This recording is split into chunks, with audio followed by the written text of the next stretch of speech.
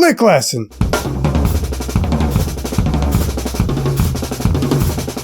I started experimenting with this a few years ago, but only recently did I come back to it.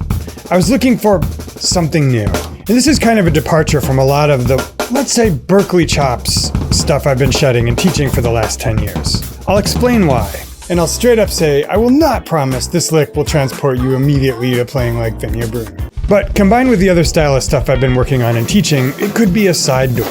So today I'll show you the proto stages of what I'm messing around with and how to get into it.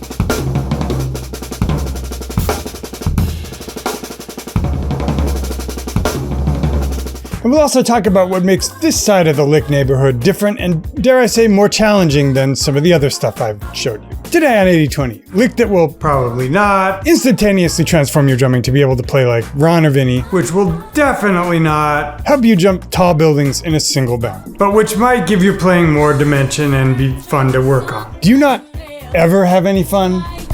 Look, the purpose of the new 80/20 legal department is to protect you from...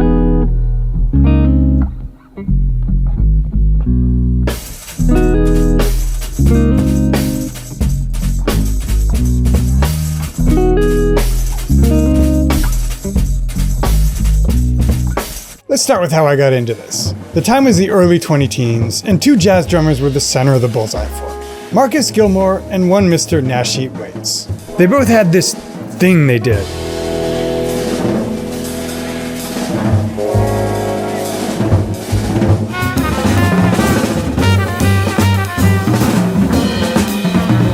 It was similar to Elvin, but not exactly the same thing.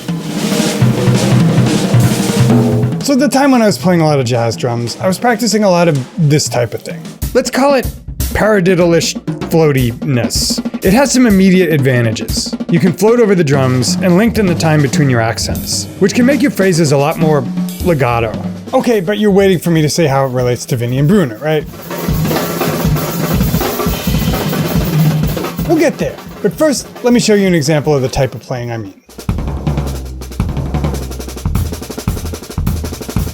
Here I am playing combinations of double, triple, and quadruple paradiddles against odd numbers of singles when I'm playing on the toms. The aim is to create a system that I can quickly use to scaffold some licks and get them into my muscle memory. But this is what I mean by legato playing. Hear how instead of sharp corners and accents, I'm kind of creating sustained sounds around the drums?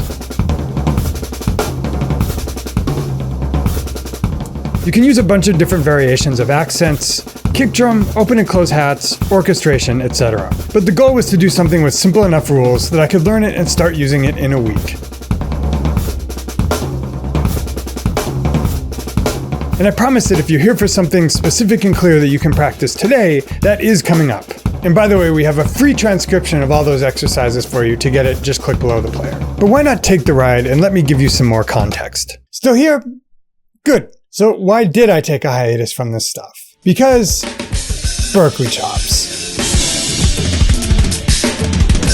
Around the early 20-teens, this other explosive style of drumming starts popping up.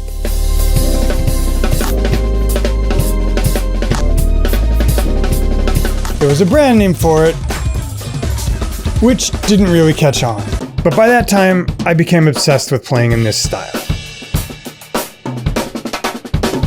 So I started shedding it. And shedding it. First class from New York City to Black. And shedding it. Let's quickly talk about what makes this Berklee style unique. And of course, I'm oversimplifying because drummers are human and we can kind of code switch and pull from a variety of influences. But there is this style. So let's run through a couple things that make it unique. First, big contrast between dynamics. You have your rim shots and accents, and you have your ghost strokes. And there's a big difference between them. You don't really play consecutive medium volume strokes with this style. Next is a small number of accents you'll have in a row. There's this taxonomy, 1/1, 2/1, 2/2, 3/1, etc. And the most accents in a row you would usually see is, say, 4. So what that means is there are short accents or runs of accents that are much louder than the carpet of unaccented strokes, and those accents are very frequent. So it feels like a very angular and aggressive style.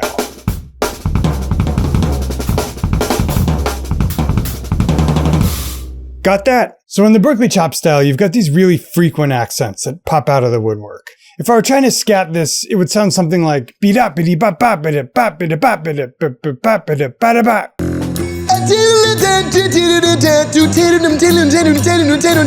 And I apologize that you had to go through that. Hopefully it was worth it. But I already said real-world players are multi-dimensional, and most good drummers incorporate longer runs of phrase where it's musical.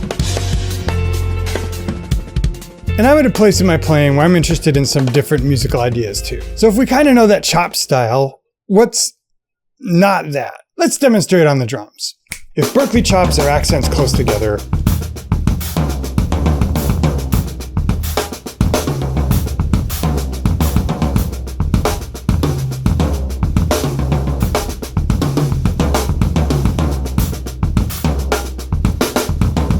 not Berklee chops would allow more space between accents.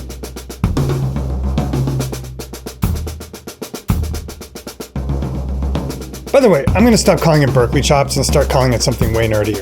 Short syllable style. That'll catch on for sure. Because as I said, most real-world drummers have a lot of dimensions to their playing.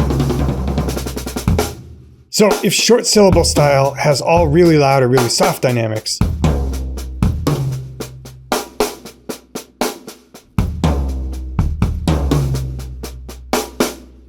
long syllable style has more medium dynamics.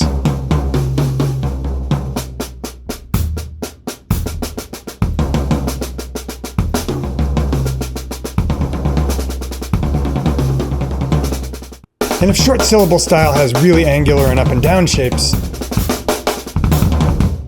long syllable style is more linear.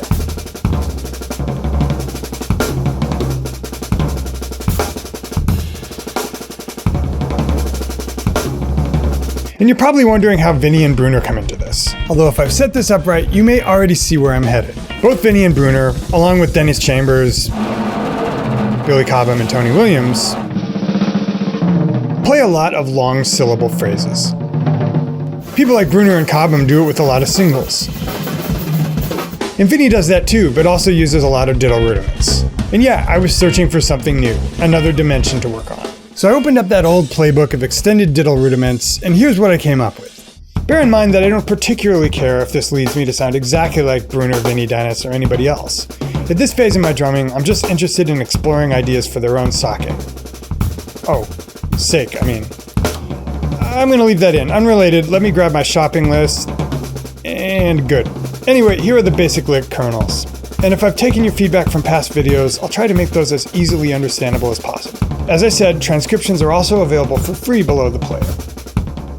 The first category of things is just the paradiddles bouncing off the hats and kick with the left hand, and the ride cymbal or stack with the right hand, with the hand that stays on the snare doing a rim shot. To do this, I'll start out with a triple paradiddle, which forms a 4-beat phrase. Well, 4/8 notes. As I play this, I try to keep the unaccented strokes as even and as legato as possible. If you're used to playing the more sawtooth style, short syllables, you may notice your hands getting tired. This is because the fulcrum is switching to the front of the hand to support the freer bounce of the stick. If you feel tension, slow down. Over time, this will get easier. Also, do not worry about slicing. You'll do more harm than good trying to correct it. Just think about relaxation and sound. Now I go to quadruple paradiddles, which are a 5-note phrase. I try to put them in the same space as the 4-note so it's a natural acceleration. I'll use a natural part of the phrase to switch from the left hand playing the hats to the right hand playing the ride cymbal. If you're getting any tension, rather than slowing down to the quads, just go back to the triples.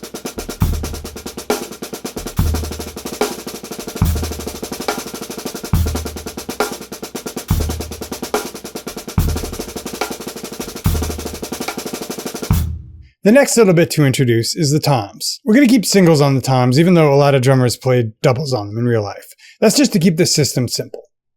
I start with 5-note groups on the floor tom and flow to the snare drum, where I'll do a double paradiddle on the snare to receive the hands. I'll play a kick note before going back to the floor tom. Just practice this shape for a minute. You can speed it up gradually.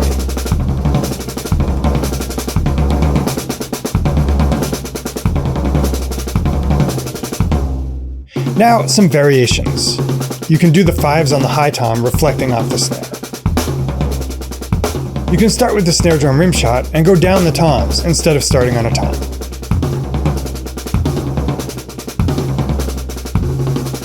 You can also start on the rack tom.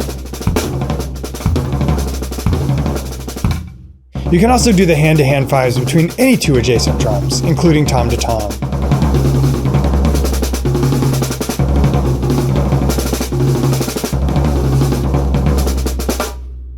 You can go back up the toms when you transition to the left hand. And you can mix and match.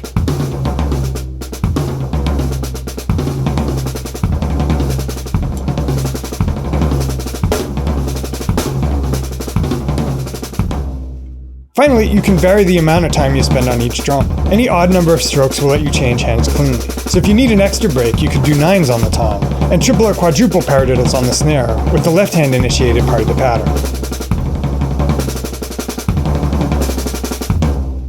Because I want to keep this pretty short, I'll only get into one more variation here. But I've already given you enough material to f it up for a couple weeks. The third category of major variation is starting on the floor tom with an odd group, let's say 5, then landing on the hats with the kick drum for the first of the left-hand strokes when you change hands. You'll do a double paradiddle, then a kick, and another 5 on the floor tom. So that's the basic pattern into which we can work some of the variations we were doing before. Lengthening the amount of time you spend in either place, orchestrating to the high tom instead,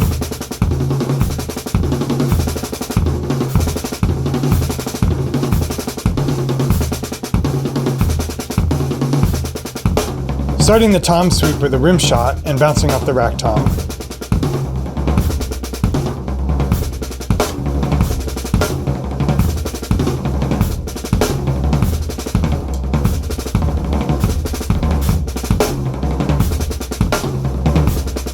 Opening the hats with the left-hand accent.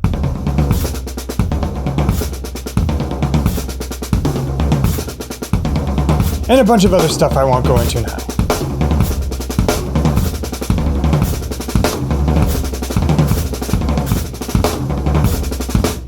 When you play this stuff, I encourage you to keep your hands moving the whole time, just as an exercise. Anyway, satisfied?